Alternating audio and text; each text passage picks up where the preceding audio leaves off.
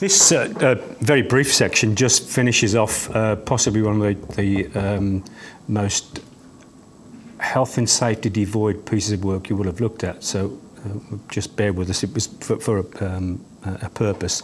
But we had our reagents that had been tested with Benedicts. We had some glucose, and we had some sucrose, and we had some starch. And the methods we will tidy up, I say.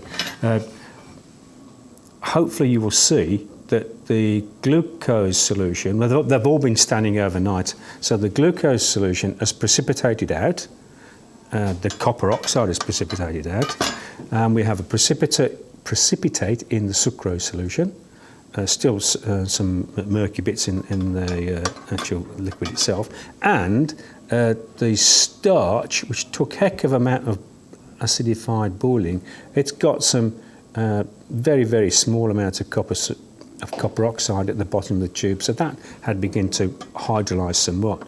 So on our models, each of these yellow beads was supposedly representing a glucose molecule, and if you could bear with me, this is longer than long, as long as that could be to represent our starch molecule in a helical shape.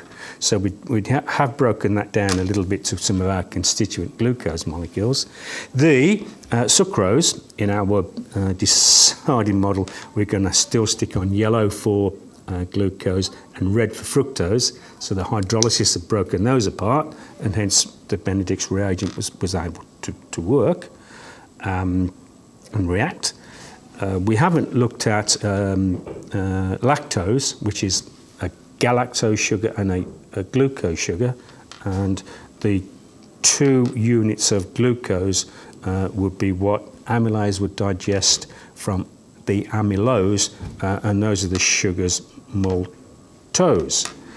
So that was a very, very rough and ready, health and safety conscious, unconscious, if anything, but now we're going to just be rather more, I suppose, refined and careful of what we're going to try and do.